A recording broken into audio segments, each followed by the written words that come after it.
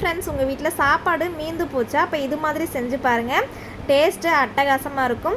சாப்பாடு மிச்சமாயிடுச்சுன்னா யாருமே சாப்பிட மாட்டாங்க. அந்த சாப்பாடு அப்படியே வேஸ்ட்டாக தான் ஆகும். ஆனால் இது மாதிரி செஞ்சு பாருங்கள், விரும்பி சாப்பிடுவாங்க. வாங்க எப்படி சொல்லிட்டு பார்க்கலாம்.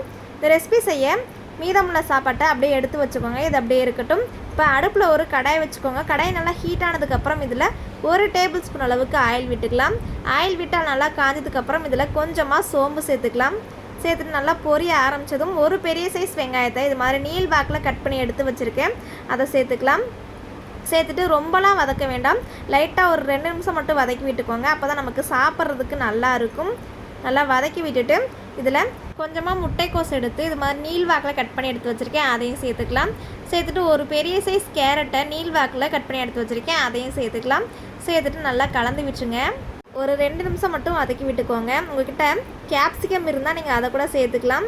அது சேர்த்து செஞ்சாலுமே டேஸ்ட்டு சூப்பராக இருக்கும். நல்லா வதக்கி விட்டாச்சு பாருங்கள்.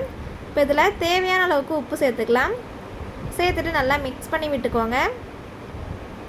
நல்லா கலந்து விட்டுக்கோங்க. இப்போ பாருங்கள், நல்லா மிக்ஸ் பண்ணி விட்டாச்சு. இதில் மசாலா பொருட்களை ஆட் பண்ணிக்கலாம். 1/2 டீஸ்பூன் தனி மிளகாய்த்தூள், 1/2 டீஸ்பூன் கரம் மசாலா சேர்த்துக்கோங்க. சேர்த்துட்டு நல்லா மிக்ஸ் பண்ணி விட்டுலாம். நம்ம இதில் சாஸ் எதுவுமே சேர்க்க தேவையில்லை.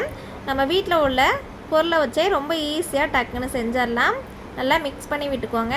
பாருங்கள், நல்லா கலந்து விட்டாச்சு. இதை அப்படியே ஓரமாக ஒன் சைடாக ஒதுக்கி வச்சுக்கோங்க. வச்சுட்டு நான் 2 முட்டையை உடச்சி வச்சுருக்கேன், அதை இதில் சேர்த்துடலாம். அந்த ஓரமாக இருக்குல்ல, அந்த பிளேஸில் சேர்த்துக்கோங்க. சேர்த்துட்டு இதில் கொஞ்சமாக உப்பு சேர்த்துக்கோங்க. அப்போ தான் முட்டை சாப்பிட்றதுக்கு டேஸ்ட்டாக இருக்கும்.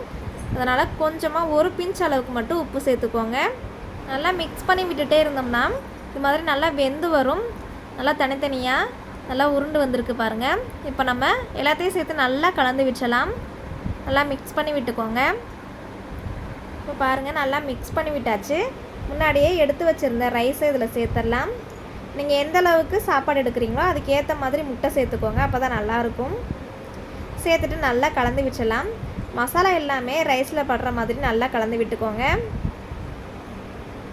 ஒரு 2 மினிட்ஸ் மட்டும் நல்லா மிக்ஸ் பண்ணி விட்டுக்கோங்க. சுட சுட சாப்பிட்டா தான் நல்லாயிருக்கும். கண்டிப்பாக நீங்கள் ட்ரை பண்ணி பாருங்கள், டேஸ்ட்டாக அட்டகாசமாக இருக்கும். பாருங்கள், நல்லா மிக்ஸ் பண்ணி விட்டாச்சு. வேறு ஒரு பிளேட்டுக்கு மாற்றி எடுத்து வந்துடலாம். பாருங்கள், மாற்றி எடுத்து வந்தாச்சு. சூப்பரான எக் ரைஸ் ரெடி ஆயிடுச்சு. இதே மாதிரி நீங்களும் உங்கள் வீட்டில் செஞ்சு பாருங்கள். சாப்பாடு மிச்சமாச்சுன்னா கண்டிப்பாக இதை ட்ரை பண்ணி பாருங்கள். இல்லைனா நீங்கள் சாப்பாடு வடித்து கூட நீங்கள் செஞ்சு பார்க்கலாம். டேஸ்ட்டாக அட்டகாசமாக இருக்கும். நீங்களும் செஞ்சு பாருங்கள். செஞ்சு பார்த்துட்டு எப்படி இருந்தால் சொல்லிட்டு கமெண்ட் பண்ணுங்கள். இந்த வீடியோ பிடிச்சிருந்தா லைக் பண்ணுங்கள். உங்களோட ஃபேமிலி அண்ட் ஃப்ரெண்ட்ஸ் எல்லாத்துக்குமே ஷேர் பண்ணுங்கள். இது வரைக்கும் நீங்கள் இந்த சேனலை சப்ஸ்கிரைப் பண்ணலன்னா சப்ஸ்கிரைப் பண்ணிக்கோங்க. மறக்காமல் பக்கத்தில் உள்ள பெல் ஐக்கானே கிளிக் பண்ணிக்கோங்க. அப்போ தான் நான் போடுற வீடியோஸ்லாம் உங்களுக்கு அடுத்தடுத்து நோட்டிஃபிகேஷன் வரும். Okay, bye friends.